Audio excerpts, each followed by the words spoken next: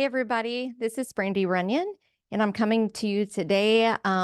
This is going to be part of a pre recorded podcast for our Black Diamond podcast.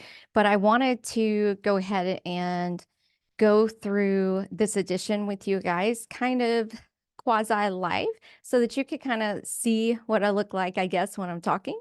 It's always kind of fun. We're going to be starting up during the summer session a series called Free Agent Fridays. And so I am going to be launching that here soon. So be out on the lookout for that. It's going to be a really exciting time. Be publishing a whole lot of content that's going to be helpful for free agents. And I really think that you're going to enjoy it. But for today, the topic that I want to share with you is how to develop football character. If you haven't purchased my book yet, it's actually chapter 3 of my book. It's one of my favorite things to talk to free agents about. I think it's going to be very helpful for you. So let's just jump right in on this, okay? So one of my former clients, named Raleigh White, said the following, and I quote, "I can't tell you what your purpose is, but I can tell you that I know I'm here to be tested and to overcome so that I may be worthy of all that I'm going to be given." That is such a powerful statement. It is something that I heard him say time and time again. He has since retired from his football career, but obviously very, very wise. So today I'm going to be talking to you about developing football character, what it even is, and how we get there. All right. So hang with me here. Gone are the days when recruiters look solely at athletic ability when considering potential signees to their coveted football rosters. In this day and age, they want to know everything about you, and they're going to seek out answers to all kinds of questions from every place that they can get them, from coaches, teachers, your family, teammates, competitors, your friends, and even your former agents and trainers and people like that. All right. They're going to dive deep to get the truth or the dirt on you as a person, not just as an athlete. So your human capital is no longer defined by your athletic ability alone. Now people are looking to see what kind of character you have. So some of the questions that coaches, scouts, and recruiters, and even us agents are going to be asking are things like, what's his work ethic like? Is he coachable? Does he react to constructive criticism? What is his preparation process like? Does he train with intensity? How does he react when things don't go his way? What does he do with his spare time outside of football? And what was he like in school? What's his attitude like? Is he a leader or is he a follower? Is he humble? Is he genuine? Does he possess the never-ending victim mentality or entitlement syndrome? Is he truly a team player or is he ultimately out for himself? Can he be trusted? Is he consistent? Is he committed? And here's a difficult one. Is he loyal or does he use people? What does he do in his free time? What are his hobbies? What are his addictions? And is he involved in any negative off-field activities? Drugs, alcohol, anger management issues, girl troubles, PR troubles. Every time you step foot on the field, you're being judged. You guys already know this. Whether it's by teammates, coaches, recruiters, supporters, opposition, or just the general public. And sometimes they only have interest in the game, right? They just love playing football, but they can still judge you. So you need to represent yourself accordingly, and you need to continue making the right choices both on and off the field. Many of these scenarios require discipline so that you don't find yourself in situations that may come back to haunt you. Things like getting reported, social media issues, alcohol, drugs, things like that. Peer pressure is a huge problem for some too, and many great football players have ruined their chances of a successful professional football career by making the wrong choices because they weren't strong enough to say no. Opposite this, there have been many success stories where players aren't blessed with the greatest amount of skill, but have still etched out successful careers purely based on their football character and their willingness to grow. So, in some cases, they are even more respected in close football circles because of their humility and their willingness to be stretched than others who were not. So, when coaches talk about football character, they're often referring to the actions that you choose to govern yourself. It's an adherence to your own strict approach to training and playing that catches their eye. Character is simply doing the right things for the right reasons, even when no one is watching. Your character is a pivotal part of who you are at your core. It literally defines you. It should be built based on your own attitude, your own set of rules, and your personal principles. Self assessment and self evaluation are important as that realization may come that you may not always succeed. And how you deal with failure is also a part of your character. So you have to be conscious every day of the decisions that you make, however big or small, and how close they bring you to being the person you want to become. You need to pay close attention to the relationships that you cultivate. Are you just a person who uses people to get what you want, or are you loyal and appreciative of opportunities that others work so hard to help you get? How many times do you discard people who have worked hard for your benefit? How many times have you lied about or minimized their role in your success? Do you openly celebrate the people who have worked hard to get you where you are today? Or do you toss those relationships aside as soon as you get what you want? Those are all things that you should consider when you're taking a look at your own character. So, developing football character is something that every athlete in the sport should strive to do. Like the physical training that you already are wholly devoted to, your personal character should be just as important to develop. One of the best ways to start developing good football character is to focus on the goal setting area of your life. So you need to set goals for your life, not just goals for football, but goals for all the other areas of your life as well, because goals affect your lifestyle outside of football and is going to put football into a better context for you and how it relates to the life that you live. You're more than just football. So you have to develop the other sectors of your life in order to properly develop your character in those other areas too. All the character you develop translates across all areas of your life. That is why it is so important to work on. So I'm going to be going over a few different ways that you can start building better character right now, today. Okay. My first one is practice discretion. This, of course, always goes back to cultivating genuine humility. It's critical that you learn to do good things for the right reasons, but to also carry yourself in a way that does not require every good thing you do to be applauded publicly. Okay. When you develop good character, the warm fuzzies you get after making good decisions or doing good things for others is going to be reward enough on its own. Okay. You can learn to lead by example in this way by doing good things and showing others how making good decisions lead to personal fulfillment without the fanfare. All right. And be a role model for others. I actually have a really great story here. I have told athletes for years that someone is always watching. You may not know it, but someone always has their eye on you. So it's important to be doing the right things, even when you think no one is watching. Your character is clearly defined by the choices you make, whether someone might see what you're doing or not. To be a good role model, you have to always be doing the right thing. If you're always doing the right thing, no one will ever catch you doing the wrong thing. Make sense? As you learn to grow, you'll have an opportunity to be what others want to become. That's a huge responsibility. There may be people right now who are watching your every move because they feel like you're doing it right. They might be emulating the things they see you doing because they want to be where you are. You may never even know about these individuals who think so highly of you or that they want to be just like you. That's all the more reasons why you have to be willing to carry yourself accordingly because you never know who is counting on you to be the person that you are called to be. I love using my former client, Justin Wilson, he's a linebacker, as an example of someone who became a role model without even knowing it.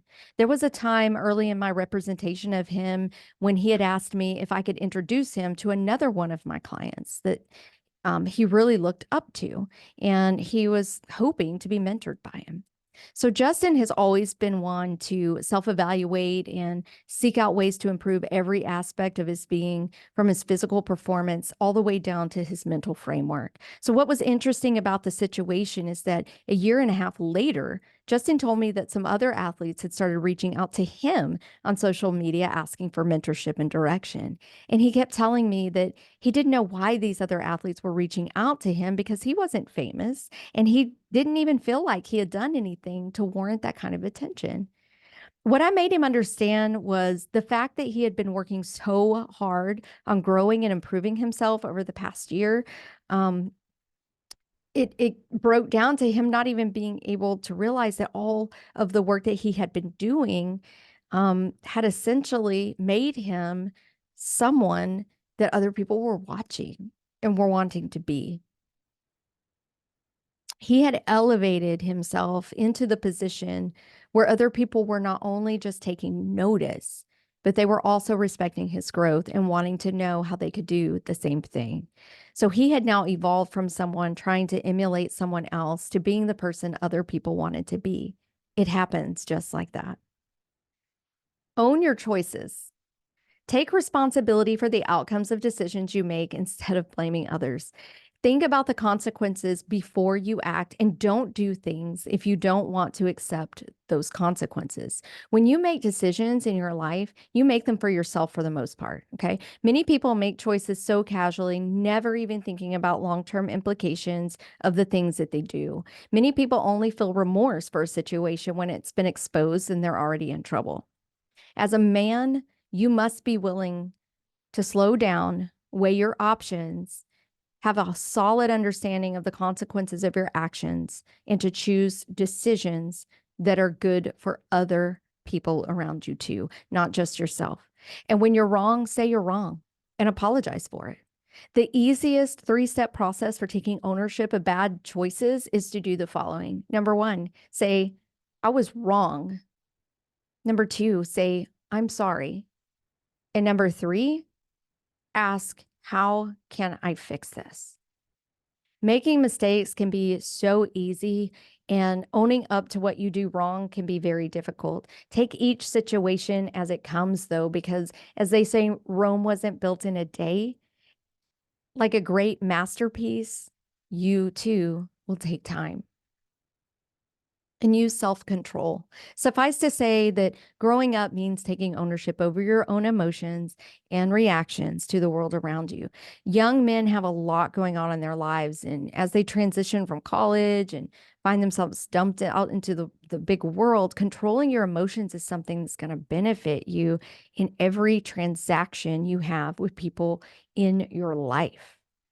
Okay. The true mark of a mature man is his ability to streamline his thought processes and his emotions when he's provoked. Always slow down and process what's happening to you and react in a responsible manner. Take the initiative. Volunteer to be first. Be daring, bold, brave, fearless, and willing to fall down, fail, and get back up for another round. The ability to take the initiative when others do not is a mark of leadership. You should always be looking for opportunities to take the lead. So many individuals are leaders, but can be afraid to speak up or to step up. In order to lead, you have to abandon your comfort zones and interject yourself into situations. Be proactive in your life and in your career. Don't wait for people to give you information or answers. Step up and find things out for yourself. You don't have to wait for things to happen to you, gentlemen. You should be out there. You should be the person making things happen. You should be happening to things. And be humble. I feel like humility is, as I've always told people, the number one character trait anyone can possess, anybody. Give credit where credit is due and always be graceful when credit is being given to you. Saying you're humble and actually being humble are two very different things. People can see straight through you when you're not what you say you are. Humility means being realistic about who you are and not trying to be more than what you are. You cannot be humble and arrogant at the same time. You have to lose all claims to entitlement in order to achieve this. Okay. And respect yourself. You simply cannot properly respect others if you don't have authentic respect for yourself first. The good news is that you can show respect for yourself in so many tiny ways, from the way that you dress to the way you treat others. It's all a direct reflection of the respect that you have for yourself. You have to learn your own value and actually respect yourself before you can expect anyone else to respect you. And once you've done that, standing up for yourself is going to come a whole lot easier. And you have to come to the firm understanding that you don't have to tolerate abuse or disrespect in this industry. And there's going to be times when you have to stand your ground against it. Doing the work to cultivate your own standard is going to come in handy whenever those types of situations present themselves. Okay. And aside from respecting yourself, you have to learn to respect others. Be considerate of other people's feelings, beliefs, and their time. Beliefs are not always right or wrong, they're just different. Be the kind of person who's open to hearing the other people's views and be curious about what makes them tick. There are unlimited possibilities out there for you if you're the kind of person who has an open heart and an open mind. Respecting others is essential. You do not always have to agree with everyone, and you certainly are not required to have others impose their opinions on you, but you can be the type of person who creates a safe space for others to express themselves. Have integrity. Tell the truth. Tell the truth. Tell the truth. You don't have to be a lot to be valid. Okay. What you are is enough. Just always be honest about who you are, what you're about, and where you're going. You must always be honest with others as well as with yourself. Being a man of your word is a character trait that will precede you in all areas of your life. It's something you should strive to be on a daily basis. And be ethical. Do the right thing. Screwing people over to get where you want to be is a mark of bad character. Okay. Doing the right thing is always easier. Doing the right thing for the right reason should always be your goal. Cutting corners may get you somewhere faster, but ultimately, it's going to be the thing that gets you to your demise a lot faster as well. Work with reputable people, commit yourself to ethical practices, and always do the right things the right way for the right reasons, and be honest. Finish the things that you agree to do and go where you say you will go. Be strong in your beliefs and you're not going to be easily misled, guys. I promise. Always be honest in your dealings with your friends, with your family, and especially those in the business world. Honesty and integrity go hand in hand. And it's okay to be innovative. Continually look for better ways to do things. Don't like the way something's being done. Be the pioneer that forges a new way of doing it. Now, I'm not saying that you have to reinvent the wheel at every turn, but there are always opportunities for positive change in the world. If you find that you can create something new so that a process is better, you shouldn't be afraid to do that. And learn from others. Learn from others. Surround yourself with mentors and people smarter than you so that you can learn what they know. You should never be intimidated or threatened by people who know more than you do, or who are better at what they do than you are, okay? If you think that you're the smartest person in the room, it's time to walk into a different room.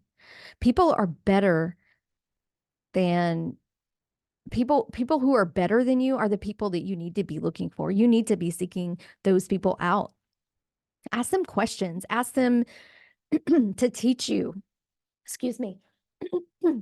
Ask them to teach you how to be better. If there are people out there that are better than you have to retrain your brain to see them as potential influencers or teachers or mentors instead of people to be jealous of. You need to seek to be continually inspired by things and people. You have to become a lifelong learner. Accept feedback, and let it shape and inspire you instead of offending you. Control what you can control. The majority of the anxiety experienced in new situations comes from the realization that you're not always in control of things around you. Okay. You're not always going to have a say in the things that happen to you in life or even situations that you find yourself in. There's a certain peace that comes with surrendering yourself to the realization that you were not meant to have control over everything. Try not to stress too much about things that are out of your control. And I know that is so much easier said than done, but just don't dwell on the past. Live in the present. Okay. My 14-year-old son recently sat down a couple of years ago on his own free will, and he was working on something, and I kind of went over there to see what he was doing. And he had created a really interesting model of the factors in his life and had illustrated what he perceived his level of control was over them.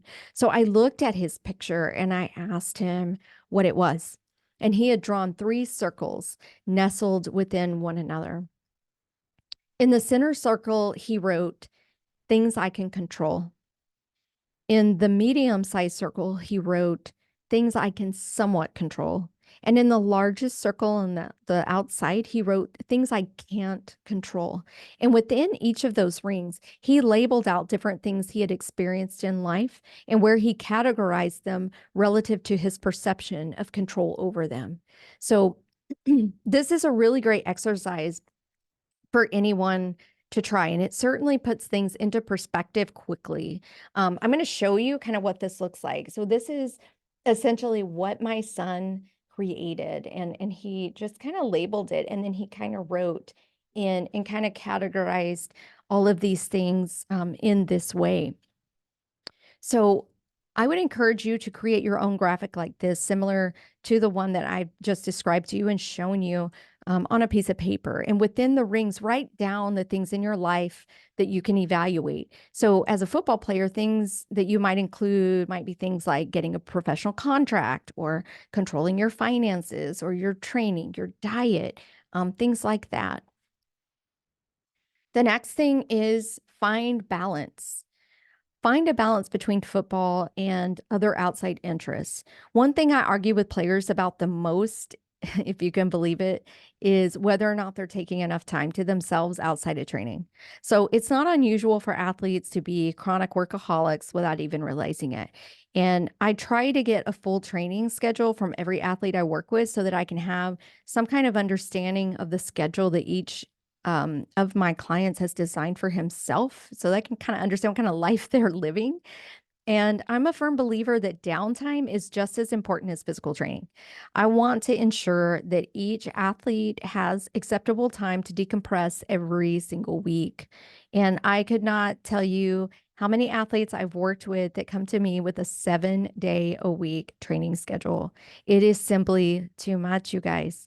I encourage athletes to set aside time each week where they will not step foot in the gym. There's a mandatory family time that I encourage everyone to have built into their schedule where they take their children to the park or do date night with their wives. If you don't have a family, then maybe it's social time for you and you need to spend time with your friends or go see a movie. Make sure that you're taking times to do the things that you enjoy and are actually living your life. Okay. I know how hard everyone is working to get to where they're trying to go, and I have no problem with that. But make sure that you're setting aside time to live too. Work-life balance is critically tied to your mental and physical health. And so making sure that you take time to slow down and do things you enjoy, spend time with friends and family, those are all surefire ways to avoid depression, burnout, and anxiety. With identity crisis being so high up on my list of concerns for professional athletes, those of you who know me, all of my research is centered in mental health and elite athletes. So it's something very passionate about, and I do a lot of research on. But I would be doing you all a huge disservice if I didn't stress the importance of finding work-life balance. in everything that I tried to tell you. Okay. So I can assure you that there is no critical difference. You guys, listen, there is no critical difference in the outcome of your career or potential opportunities if you work out 5 or 6 days instead of 7. Okay. And stop talking about yourself. This is going to be a hard one for some of you. For the love of everything that's good in the world, please stop talking about yourself. The telltale of an insecure person is when they literally cannot shut up about how good they think they are. It's overkill insecurity pouring out and nothing more, and it can become an annoying character issue. I have always told athletes that if you are good, you won't even have to talk about yourself. Your reputation and your performance can and will always speak for itself. If you are that great, gentlemen, I promise you, other people will be talking about you for you. Stop talking about yourself. All right. Talking about yourself proves that no one else is talking about you. So you have to fill the void by talking about yourself. That is so embarrassing. And I am embarrassed for guys when I see it on social media. It drives me absolutely crazy. Like it's so crazy. Stop doing it. All right. And take responsibility. Be willing to admit when you are the problem. Not everything in the world can be everyone else's fault. At some point, it is important for you to figure out if the common denominator in all of your sob stories is you. I've listened to athletes blame every dysfunction and lost opportunity in the world on everyone but themselves. They hardly ever admit that maybe, just maybe, the reason that they're not doing so well is because of something that they are doing or not doing. Okay. So maybe they're not training enough. Maybe they missed out on a year of playing because they were too cocky to take a lower level opportunity when it came up. Maybe they just aren't as good of a football player as they think they are. Take a step back and see what you have control over and take responsibility for the areas of your life where you could be doing a better job. The good news is that you can always change for the better. You can always improve your heart, your mind, your soul, your character, all of those things. It is never too late. And have your own shit together. Before you can cultivate and improve relationships with the people around you, you have to make sure that you have your own mental health and personal items in order. Make sure that if you have issues that need to be taken care of, that you tend to them before you pursue football or report to a camp anywhere or anything like that. You cannot have the mentality of things will be okay if I get on a team, or things are going to be all right once I get my opportunity, because getting signed somewhere is not going to take away all of those off-field issues. It's not going to take those away. Okay. It's not going to take away all of the issues that you don't talk about. Remember that you have to get your personal life in check before you can even pretend to be a professional in your career. You can be the greatest athlete out there from a physical, technical standpoint and literally be a hot mess from a mental, psychological standpoint if you don't have your personal life squared away.